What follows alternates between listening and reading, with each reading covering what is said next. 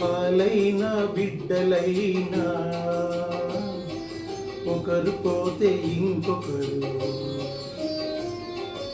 అమ్మ పదవి ఖాళీ అయినా అమ్మ ఎవరు ఇంకెవరు.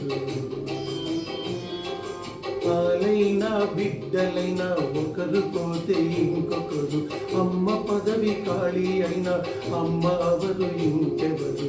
అమ్మంటే విరమించని వట్టి వెట్టి చాకిరి, అమ్మంటే రాజీనామా ఎరుగని నౌకరి.